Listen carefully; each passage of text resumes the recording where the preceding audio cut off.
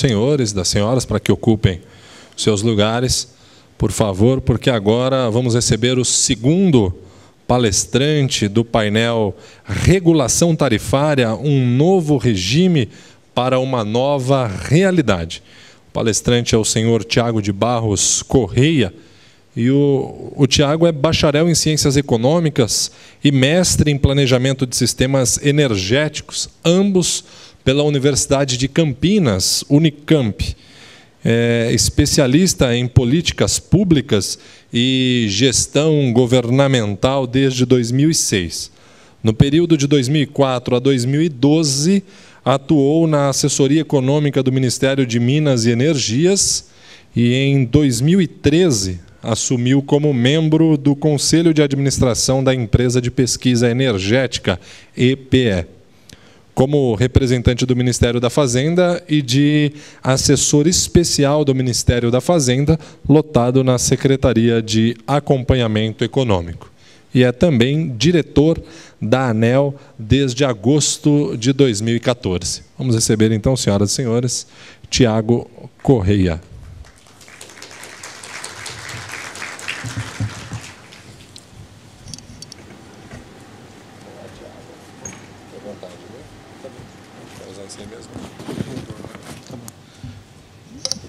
Boa tarde, muito obrigado a todos. De fato, é um imenso prazer estar aqui hoje. Eu tive algumas semanas de trabalho bastante intenso, tentando resolver uma questão de apagar incêndio e poder parar para pensar um pouquinho no futuro, dá uma satisfação muito grande. Tira a gente um pouco da maluquice do dia a dia e ter a oportunidade de debater num fórum tão qualificado, então, melhor ainda. Eu também sou economista e também não quero tentar prever o futuro. Inclusive, por conta disso, a minha apresentação ela começa com uma discussão um pouquinho sobre as competências da ANEEL e o seu processo decisório, porque eu queria mostrar para vocês como a gente se prepara para errar. Porque, de fato, o sistema é baseado numa incerteza muito grande. Então, não tem condições da gente tomar as decisões corretas e ter a ideia de que não vai precisar mudar no futuro. Então, existe um processo decisório que busca, obviamente, minimizar o erro, mas a certeza de que ele virá é imensa. Então, nós temos um processo de autoalimentação de modo a poder recuperar as decisões que a gente toma e poder botar nos trilhos novamente.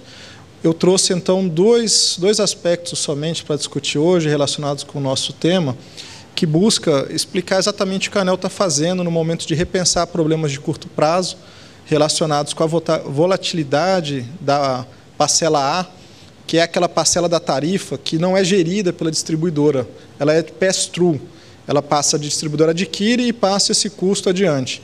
Então, a volatilidade, a dimensão que a parcela A está tomando nos últimos anos, demonstra a necessidade de revisitar o tema regulatório. Quer dizer, as decisões que a ANEEL tomou lá atrás eram corretas para o cenário de trás. Hoje mudou, então é preciso revisitar. E outro aspecto importante diz respeito à geração distribuída. E esse a gente está focando um pouco mais no médio prazo, mas o tempo de resposta da ANEEL foi muito rápido. Em 2012, a ANEEL elaborou a Resolução 482, que previa fomentar a geração distribuída no Brasil.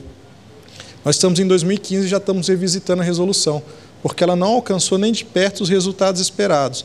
Então, a ANEEL revisita o tema e rapidamente tenta trazer de novo a discussão do assunto para tentar atingir os objetivos desejados.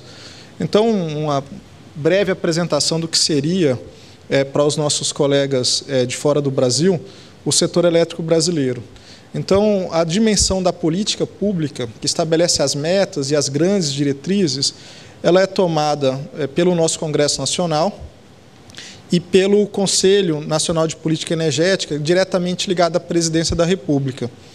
E por meio do Ministério de Minas e Energia, que é o responsável pela Secretaria Executiva do Conselho Nacional de Política Energética e que dita a regulamentação do ponto de vista do governo federal.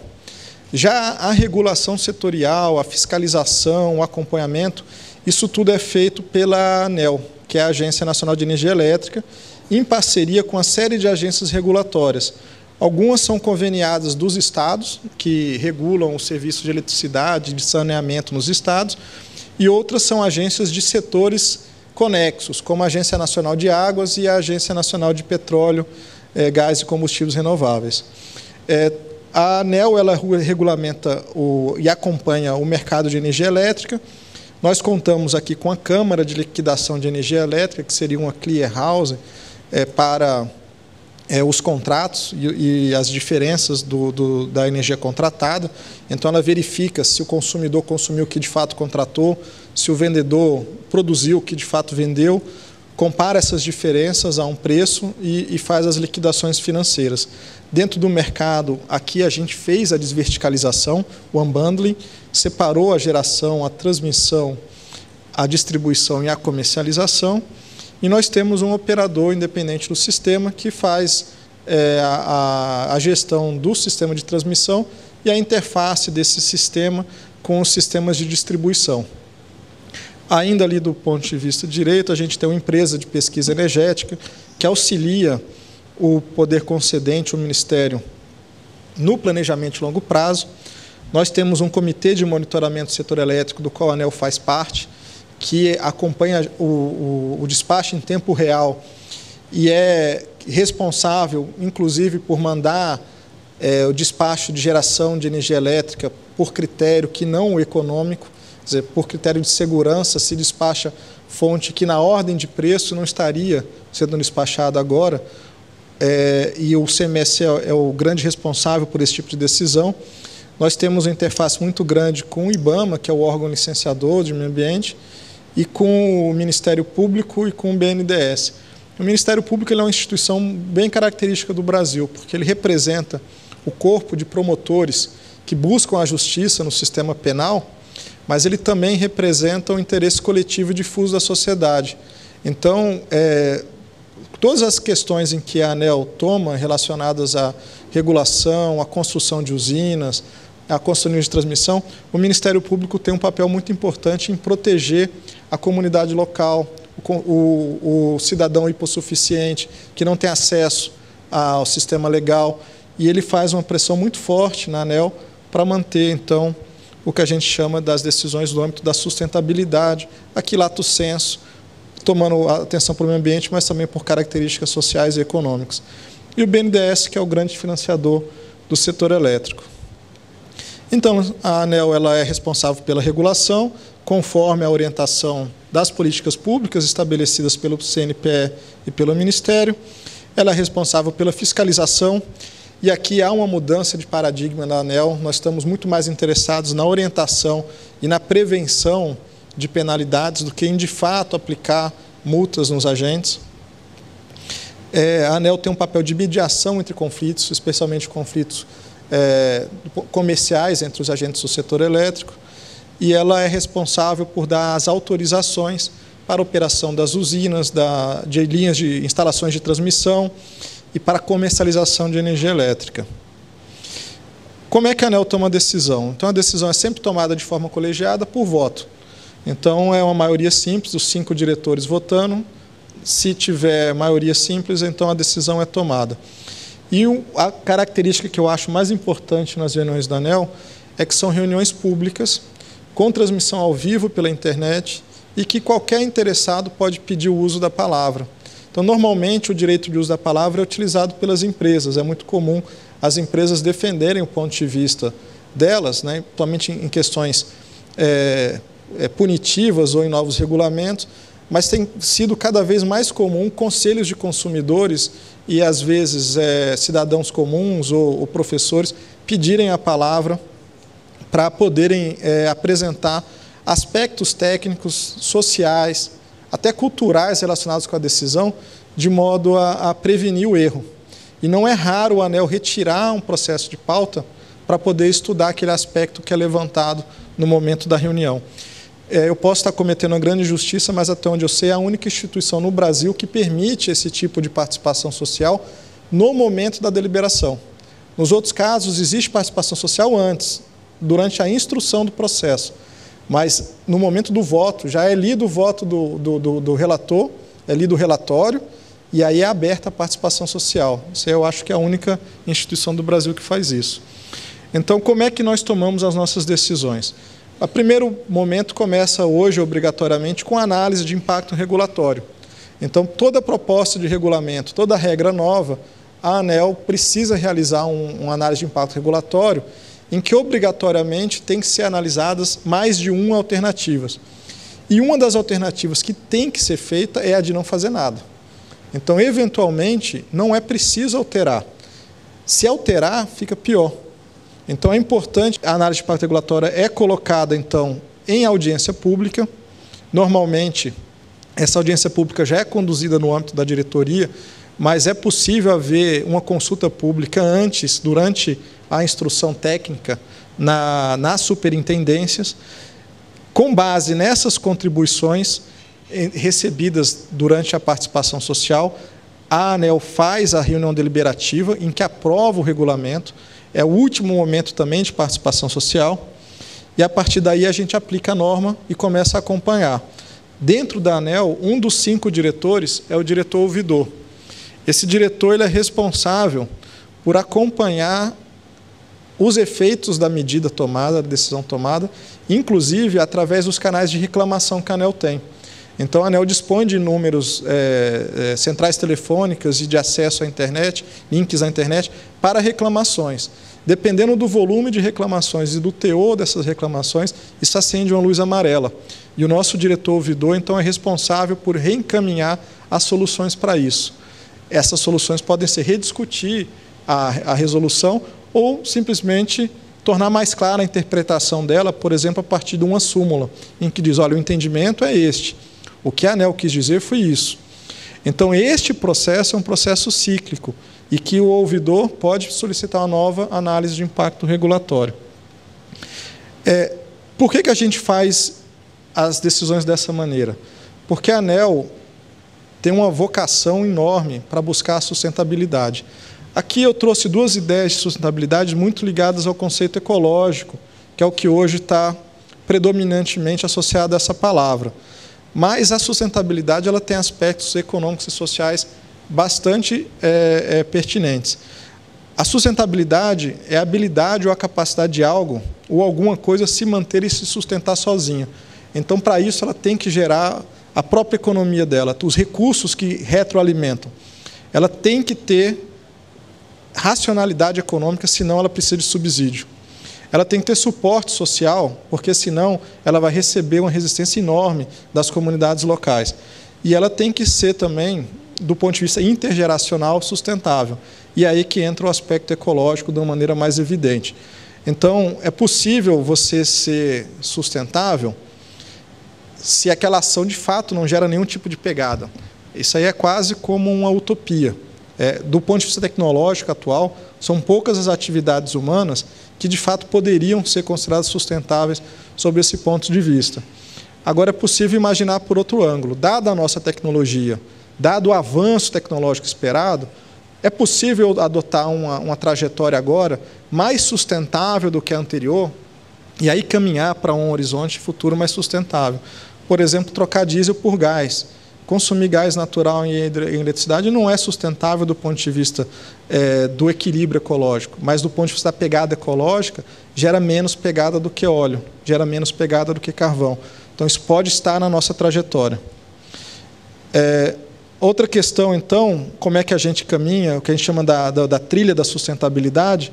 Existem uma série de metas relacionadas à emissão de gases, fontes renováveis, geração distribuídas, perdas energéticas, que normalmente são acertadas pelo governo, o Ministério, às vezes até em acordos internacionais. A partir daí é preciso detalhar. Então, quais os recursos e tecnologias disponíveis? Quais as restrições orçamentárias? Vai precisar mexer na regulação? Precisa de subsídio? Quais são os projetos estratégicos que vão alavancar isso? Esse tipo de decisão já é tomada na esfera de competências já um pouco mais compartilhadas, entre a EPE, o Ministério e principalmente a ANEEL. Depois a gente precisa fazer uma análise de ciclo de vida, os impactos no meio ambiente, os impactos sociais, principalmente emprego e saúde, os aspectos econômicos, e aí a gente mapeia quais são as mitigações e as compensações que precisam ser adotadas. Depois disso vem o acompanhamento da execução. E, finalmente, volta aqui a ideia do ouvidor, que é o conceito de accountability, em que a gente assegura que, já que a gente vai errar, que a gente tem pelo menos o suporte do stakeholder. E por que a gente erra? Porque é um processo de learning by doing. Então, existe um ambiente de incerteza brutal. Nada do que ocorreu no passado serve para orientar o que vai ocorrer no futuro. Nós estamos trabalhando com mudanças de tecnologia, mudanças de comportamento de consumo, mudança de mentalidade. Então, a única coisa que o passado nos ensina é que é um ambiente volátil, é um ambiente de risco, é um ambiente que as estruturas precisam ser leves, o regulador tem que estar pronto para o erro e para o ajuste rápido. Então, para tanto, a gente precisa do suporte dos stakeholders. Os stakeholders, boas partes estão hoje aqui. Então, é preciso que vocês entendam o nosso trabalho e confiem no nosso trabalho, para saber que, mesmo que a ANEEL erre, que o governo erre, ele erra no interesse de atingir o bem-estar coletivo. Significa que o interesse específico de cada um vai ser contemplado? Provavelmente não, provavelmente nunca. Mas o interesse coletivo tem que estar na meta e todo mundo tem que entender que essa é a meta da ANEEL. Agora eu vou começar a discutir, talvez um pouco mais, os casos em que a gente queria tratar lá no tema 2. Então, esse seria o caso do curto prazo. O que ocorre? Desde 2005, o governo federal tomou as rédeas da estratégia de contratação. Então, antigamente, quando a gente começou a desverticalizar e alterar o modelo, já existia o modelo do setor elétrico, já existia o conceito do unbundling, da distribuidora com parcela A e parcela B, mas a distribuidora ainda tinha alguma gestão sobre a contratação de energia elétrica. Então, ela podia fazer isso via contratos bilaterais ou da forma como bem entendesse, desde que ela tivesse uma certa proteção de contratação, que já foi de 95%, variou em alguns números em torno disso. Depois de 2005, da lei de 2004, a contratação passa a ser sempre, ou preferencialmente sempre, por meio de leilões regulados, conduzidos pelo o governo federal. Então, isso faz um shift, uma mudança no como funciona o mercado de geração. Em vez de ser um mercado de competição no mercado, passou a ser uma competição pelo mercado, em que os geradores competem por um contrato que vai ter o prazo de duração da outorga de geração. Então, a competição no leilão, em troca da competição no mercado, ou competição no mercado. Em troca disso, o que é que o governo pretendia?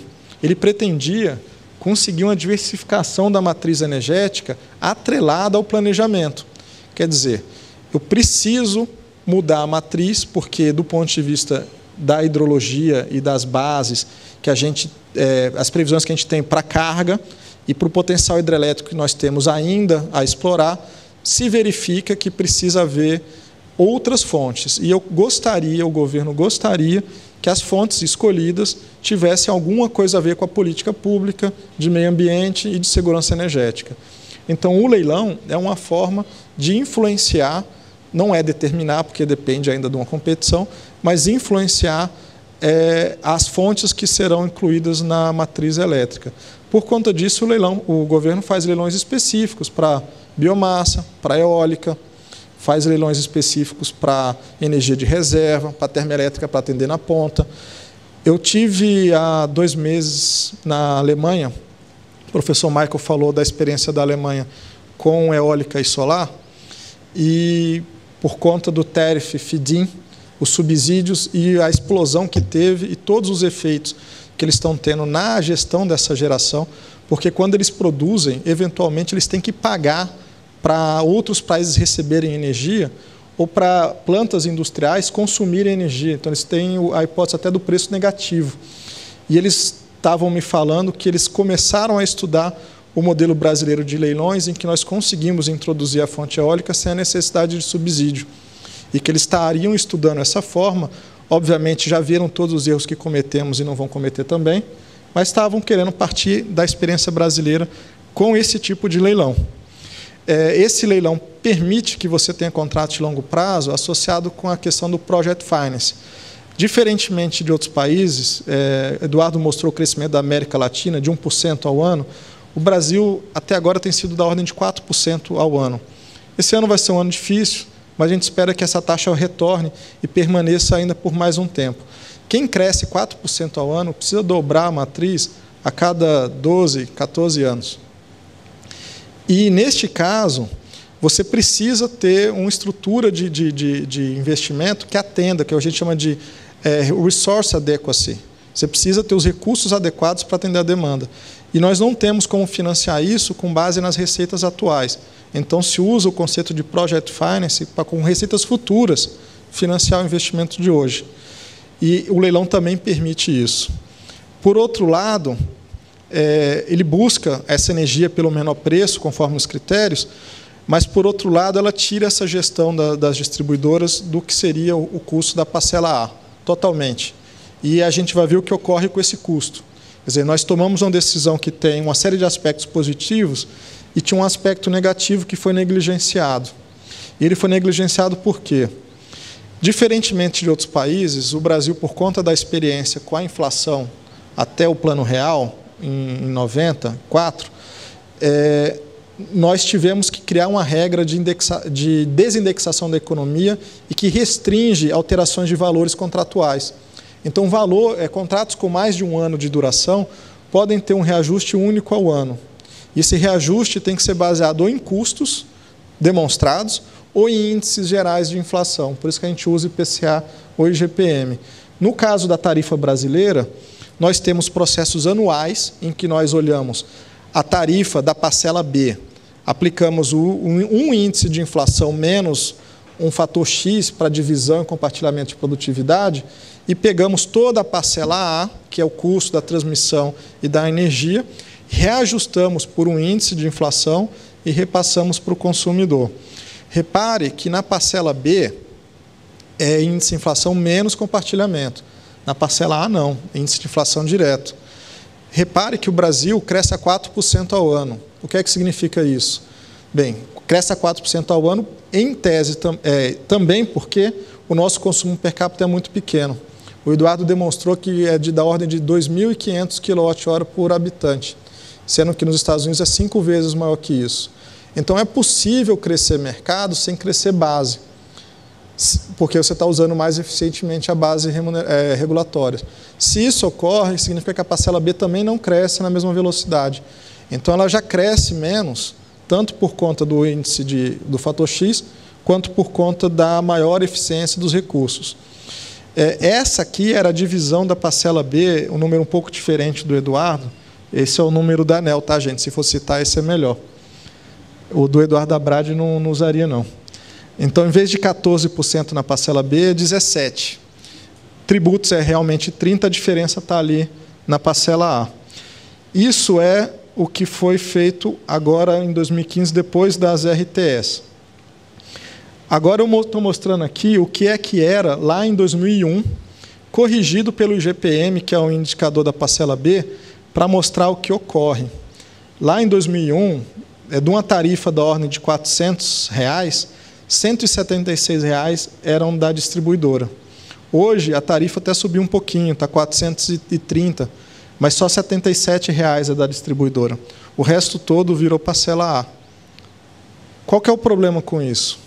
Uma pequena variação na parcela A come praticamente toda a margem que a distribuidora possui na parcela B para fazer frente às variações financeiras que ela tem que arcar durante o ano, porque ela tem reajustes de energia e mudanças de mercado durante o ano todo, mas ela só pode mexer no preço uma vez ao ano. Essa diferença de descasamento era tratada por meio também da medida provisória que aprovou o Real. Ela fez uma única exceção, que era para o setor elétrico, criando uma conta de variação da parcela A que permitia uma conta gráfica. Para todas as outras atividades econômicas do Brasil, isso não é permitido. Agora, na energia elétrica, você pode fazer uma conta gráfica, remunerar uma taxa de juros, que é a nossa taxa básica no Brasil, que é a Selic, e repassar isso para o ano que vem na tarifa. Em 2001, isso não era um problema. Você tinha uma margem muito grande para acomodar isso. Então, de certa maneira, a nossa solução cara, porque o consumidor estava tendo que financiar, ser financiado pela distribuidora numa taxa de juros alta. O problema é que com 2015 é que, mesmo com a taxa alta, não tem como a distribuidora carregar isso. E este problema vai ficar cada vez maior. Por que vai ficar cada vez maior? Porque dentro da parcela A, quando nós começamos a fazer os leilões e diversificamos as fontes, nós ficamos com uma matriz muito mais segura, mas muito mais volátil. Antigamente, você só tinha hidrelétrica, então o preço era o mesmo.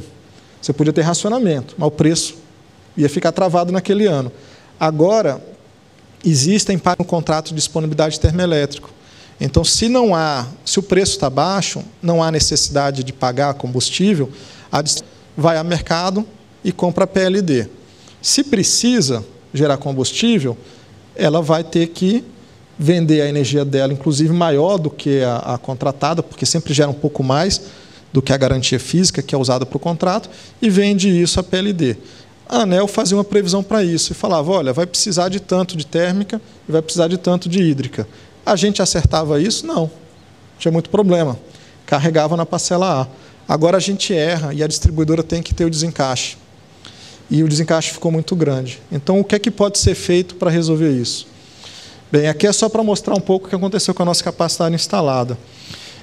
Nós temos mais ou menos 135 gigawatts de capacidade instalada, sendo que a nossa demanda máxima, o peak load, foi em fevereiro de 2014 e ele foi da ordem de 85. E o nosso consumo médio é de 61. Veja, tem 25,5 de termoelétrica, 12 de biomassa, 5,6 de eólica. Nuclear, que entra na base, mais alguma termoelétrica a carvão na base, mais as nossas hidráulicas, atendem o pico da demanda normalmente. Nós ainda podemos ter um ano que só com eletricidade nós atendemos o nosso mercado. Está cada vez mais difícil, mas ainda é possível.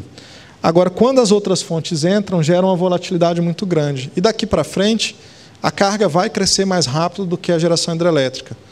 E a necessidade de geração complementar e a volatilidade associada vai aumentar.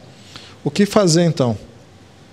Bem, a ANEEL, lá em 2013, bolou um sistema, em 2012 ela começou a pensar nisso, que era um sistema de bandeiras tarifárias. Então, olha, eu não posso mexer na tarifa mais do que uma vez ao ano.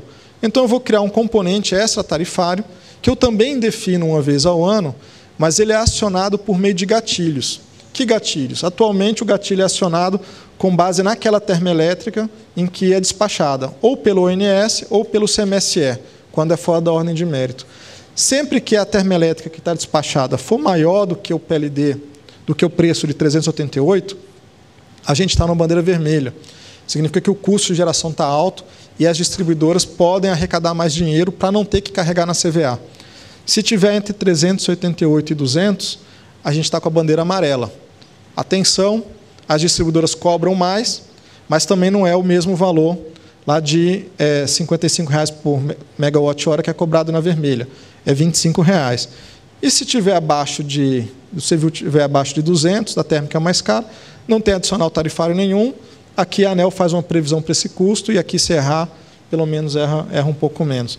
Bem, o que ocorreu? A gente aplicou esse sistema já esse ano. Só que agora, em agosto, o CMSE decidiu reduzir o despacho das termoelétricas que estavam sendo feitas fora da ordem de mérito. Como resultado, as distribuidoras que estavam sem ter caixa, mesmo com a bandeira vermelha sendo aplicada, ainda tinham caixa a recuperar, começariam a ter um caixa fortemente positivo no segundo semestre. Então, foi feita uma proposta de audiência pública para verificar se não seria possível reduzir de 55 para 45, sem prejudicar, inclusive, a necessidade de neutralidade para aquela parcela que ainda não foi recebida. Essa audiência pública está sendo feita agora, termina no dia 24. A audiência pública número 53, revendo o sistema de bandeira.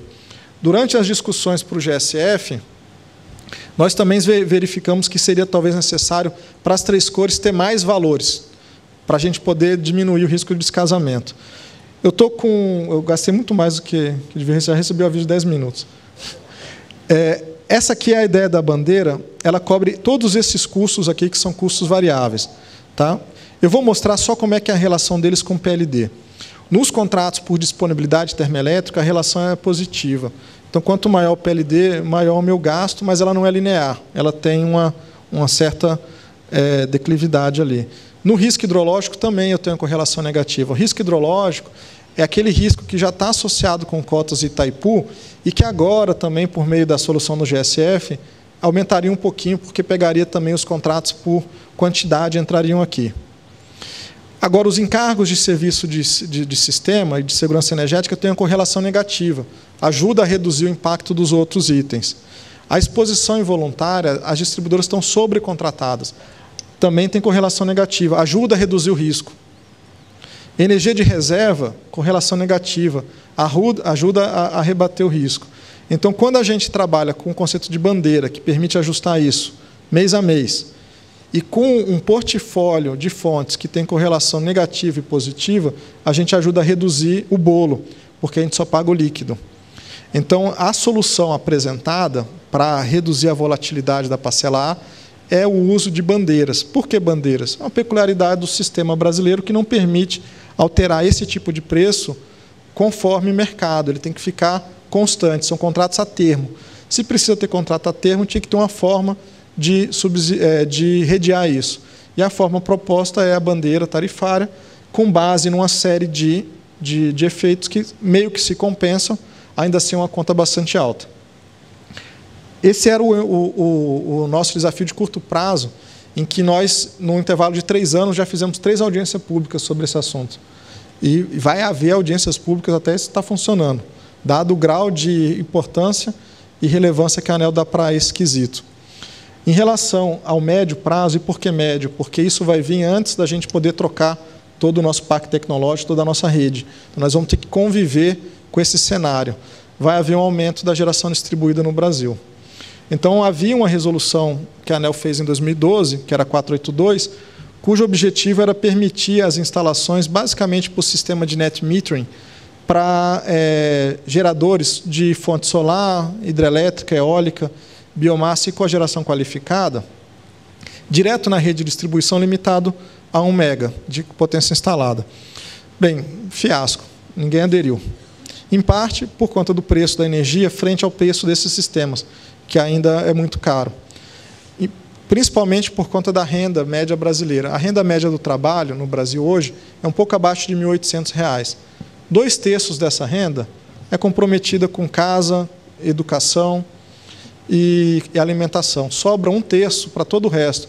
A prestação do carro, lazer, as outras, a poupança, todas as outras atividades. Um sistema desse no Brasil custa o preço de um carro popular, na casa de R$30 mil, para uma casa que vai ter um consumo aí de 200 a 300 kWh mês. Não dá para pagar, você vai ter que juntar dinheiro durante 200 meses para poder fazer isso. Então, para dar certo, a gente precisava pensar um pouco também nos aspectos econômicos. O que a gente fez? Bem, vamos fazer uma nova audiência pública, retirando as barreiras regulatórias, toda aquela burocracia relacionada com acesso, para ver se a gente traz competição nas empresas que vão montar esse tipo de sistema, e com base na competição nós conseguimos ter acesso a equipamentos mais baratos, porque se não tiver isso, não haveria esses equipamentos. Nós estamos elevando o limite da potência instalada para ver se agrega alguma escala. Permitimos a hipótese de condomínios e de comunhão de fato e de direito poder compartilhar essa energia, também para poder gerar alguma escala.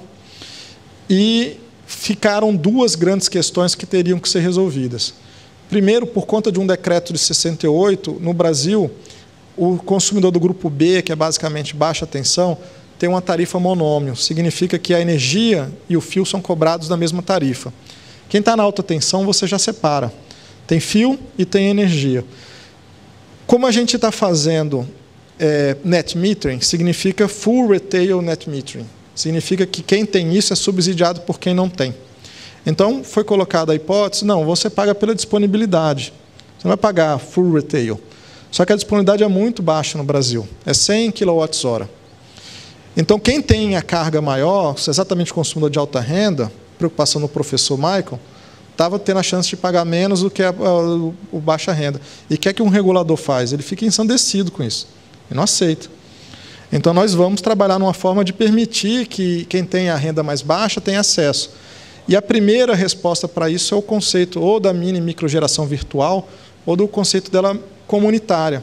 Significa que você pode agregar vários consumidores construir num único sítio, não ter que cada um fazer na sua casa. Em fazendo num único local, tem economia de manutenção, mas tem economia de escala também. Dá para reduzir algum tipo de equipamento. Em última instância, isso pode ser feito por um terceiro, por uma empresa especializada, com acesso a financiamento do BNDES, que é muito mais baixo do que a taxa de juros que um consumidor residencial consegue pagar. Esse tipo de solução pode gerar, então, a questão econômica para que a gente tenha baixa renda associada com mini e micro central de geração. Também resolve o problema daquele pessoal de média e alta renda que não tem telhado, mora em edifício, ou mora numa área sombreada, ou construiu a casa dele com o telhado virado para o nascente, que aqui no Brasil é um país muito quente. Em geral, a gente foge do sol. É diferente de alguns países da Europa, que a casa é voltada para o norte, né, ou para o sul, lá no caso, né? Aqui a gente acaba virando para o nascente para fugir do sol, mesmo do sol do inverno. Ninguém quer sol. E aí fica com um potencial muito ruim de geração, embora no Brasil a insolação por metro quadrado seja muito melhor do que na Europa. Então, a forma de aproveitar isso seria ter sítios especializados, que é a ideia da comunitária. Qual que é o problema? Tem que ser mini e micro central de geração distribuída de verdade. Não pode ser uma utility fingindo que é mini e micro central de geração. Então, a gente precisa ter uma forma de perceber isso e não poluir a rede. Porque, por exemplo, e aí eu não estou fantasiando, no caso de eólica, por exemplo, que ela é modular, pode fazer cada aerogerador ali, tem um módulo de potência, a legislação brasileira estabelece que até 30 megas de potência, você ganha um desconto no custo da rede, porque é geração distribuída. O que é que se faz? Um monte de parque de 30 megas, um do lado do outro, com sócios em comum, mudando uma ou outra pessoa para não caracterizar a mesma pessoa jurídica. Isso, ok, é uma solução que atende à nossa legislação, é uma falha legislativa. Eu não estou propondo mudar. Mas isso não é geração distribuída. Isso é fontes renováveis. Tem mérito. Mas não é geração distribuída. Isso aumenta perdas, não reduz perdas. Então, fazer isso na rede da distribuição seria equivocado. Como garantir a geração comunitária e a geração virtual sem ser uma burla e ser uma geração do tamanho de utility, e não a geração mini e micro. Então, isso é um problema. O segundo é que o governo, aí o Ministério, precisa remover a barreira para a tarifa binomial, para a gente poder separar fio de energia e a distribuidora poder ser uma parceira do negócio e não se opor à mini e micro central geradora, porque ela não veria isso como ofensa ao negócio dela. Aqui são as nossas projeções de net metering, e vê que é muito modesto. A gente está falando aqui da ordem de 700 mil unidades consumidoras, que teriam renda e sol para instalar. Isso dá 2.600, 2.700 mega de potência. Não é nada, não é nada. Não vai mudar o balanço do negócio da distribuidora. Mas, se a geração virtual, se a geração comunitária virar uma realidade, esse número pode multiplicar por 10, pode multiplicar por 20. E aí vira um negócio bacana, mas um negócio muito perigoso. E o que é que eu vejo isso? Eu acho que todo mundo já viu uma imagem parecida com essa. Tem uma mudança no sentido da rede, porque o consumidor ele vira produtor, é o que o pessoal tem chamado de prosumers, e aí ele pode estar injetando. Nós temos a questão da bateria, que quando o pessoal tiver painel fotovoltaico e a bateria da Tesla ou de outros fabricantes se tornar mais barata, isso pode virar um ativo interessante para a gestão de energia, inclusive por meio de veículos elétricos. Os dois têm efeitos baterias aqui. É possível também, com esses sistemas e com medidores inteligentes, já que vão ter que ser instalados medidores bidirecionais, a gente ter alguma resposta de demanda. E aqui eu gosto de falar de redes mais inteligentes, porque a rede brasileira, hoje, ela já é alguma coisa inteligente. Não existe uma dumb grid para ser trocada por um smart grid, mas a gente precisa agregar inteligência na rede. Mas o principal é os novos negócios, e aí eu acho que entra o regulador. Esse prosumer, ele quer ter acesso também, não só ao net meter, ele vai querer vender energia. E nós já temos hoje uma regulação meio incipiente relacionada a comercializador varejista. O comercializador varejista não tem como fazer a medição da energia injetada por eles. E a CCE não tem condições de fazer isso. Então, a distribuidora tem aqui um mercado de medição para o prosumer. Ela pode também fazer um mercado de ajuda da gestão da demanda. ela pode entrar na demanda do consumidor, ajudar a desligar ar-condicionado, mexer no aquecedor da piscina, desligar a bomba elétrica, ver o momento de ligar, de usar ou não a bateria do carro, a bateria da casa, prestar esse tipo de consultoria, porque, como o professor Michael falou, o consumidor normal não quer perder tempo com isso. A maior parte da oportunidade de negócio está na madrugada, no horário de trabalho. Ninguém vai ficar ligado dando comando. Agora, a distribuidora pode vender softwares em relação a isso. Agora, isso é um mercado que tem que ser monopólio? Não, não é. Isso é um mercado que vai ter que ser competitivo. A questão é um mercado competitivo em que a distribuidora participa, ou é um mercado competitivo onde a distribuidora não pode participar, já que ela já tem uma relação muito forte com o consumidor local? Essa eu acho que é a grande questão que nós vamos ter que responder daqui a 1 ou 2 anos na ANEEL, porque isso aqui vai ser uma realidade e isso vai determinar, sem querer prever o futuro, muito de como o negócio da distribuidora vai ser organizado. Então, primeiro, separar fio, ela vai ter o fio sozinho, e segundo, ela tem direito a brigar por esses novos negócios, porque isso aqui vai explodir de alternativas de negócio. A distribuidora vai entrar? Se ela puder entrar, isso vai ter diretorias nas empresas sendo criadas, diretorias sendo destruídas, vai ser um caos. Então, isso tem que ser discutido com muita cautela. Bem, já estourei meu tempo, me desculpe. Muito obrigado.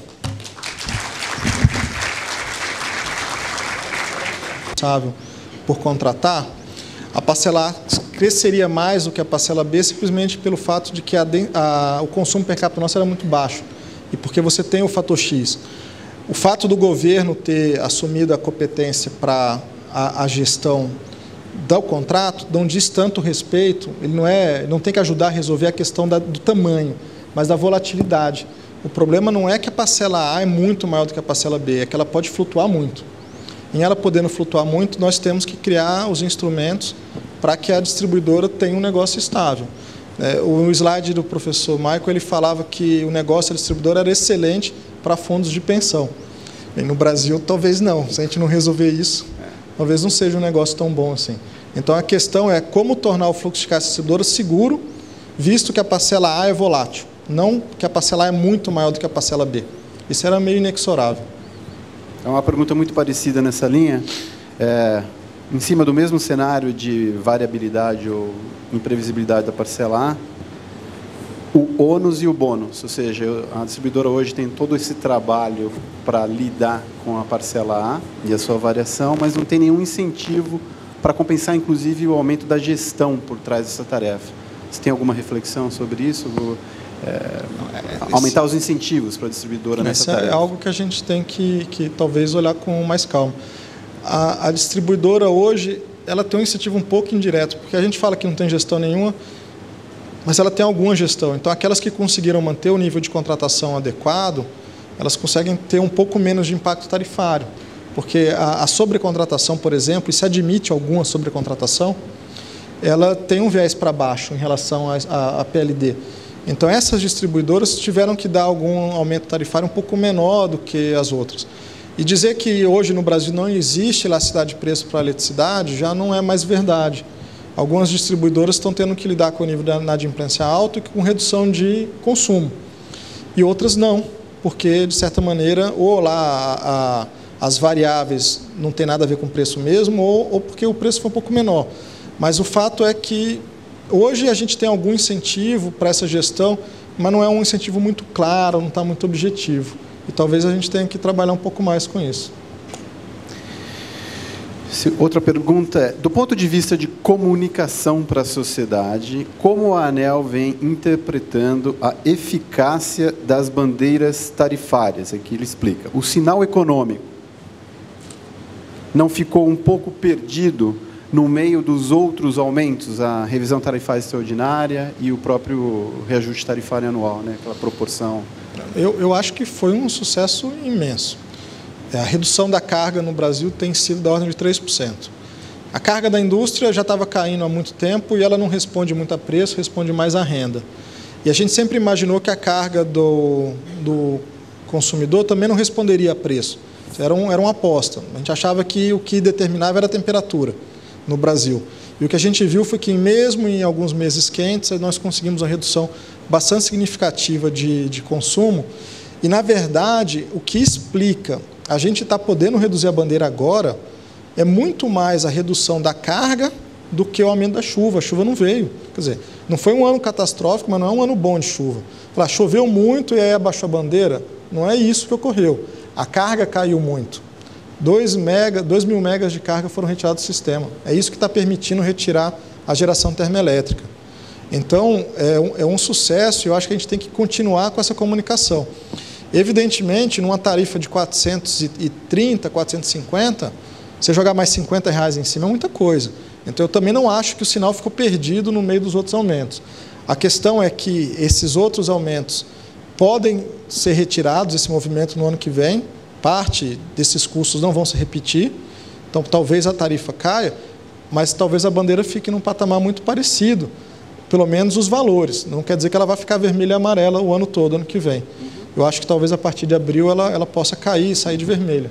Até lá acho difícil, mas depois de abril acho que a gente pode ter uma bandeira amarela já.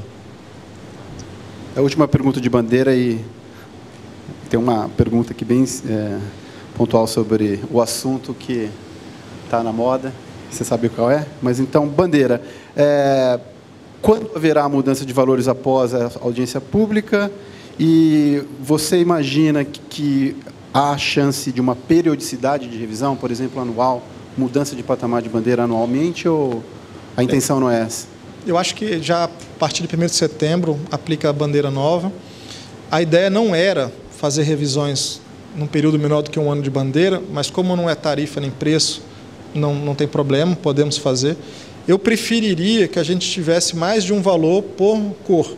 Então, a cor sinaliza o que o consumidor tem que reduzir carga, amarelo, vermelho e verde, mas dentro do amarelo podia ter 2 patamares de tarifas, de valores associados a CVUs, e na vermelha poderia ter até 3. Por que isso? Porque não há sentido em arrecadar recurso a mais, não há sentido em arrecadar recurso a menos. A ideia é ter uma aderência maior. Então, se for possível ter aderência sem perder a pedagogia do sinal vermelho, amarelo e verde, eu acho que seria uma boa alternativa. Mas isso é uma opinião bem pessoal. Na audiência pública que está com o Hever, ele nem colocou essa hipótese.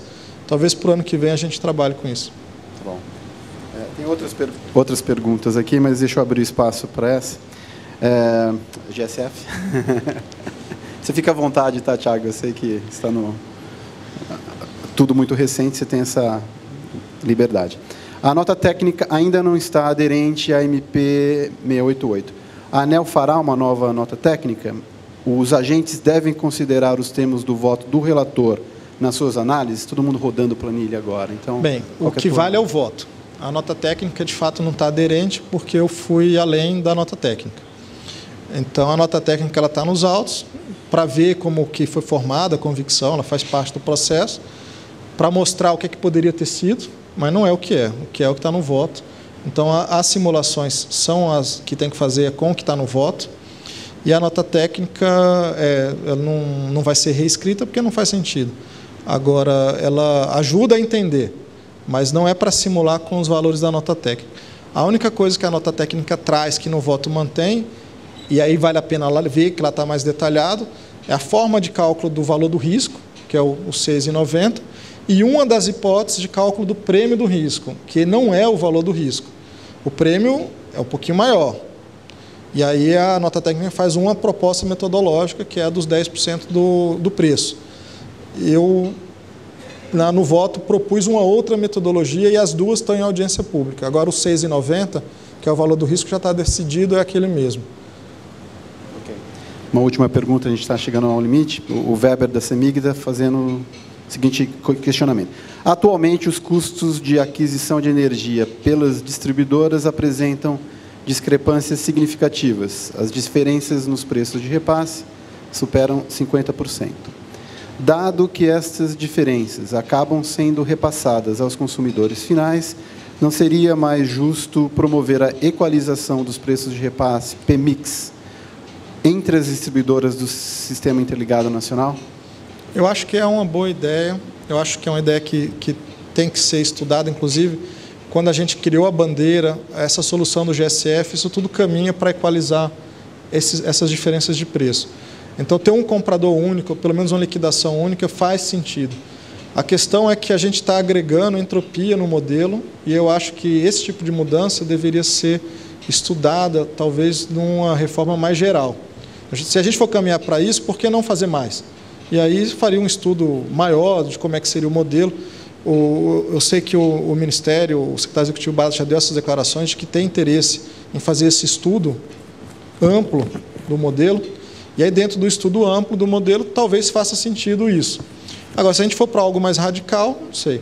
Agora, trabalhando com bandeira e com GSF equalizando, faz todo sentido você fazer o mesmo com a compra da energia. Thiago, muito obrigado de novo pelo seu tempo, a gente chegou ao limite. Obrigado, Thiago. Obrigado ao Eduardo pela moderação.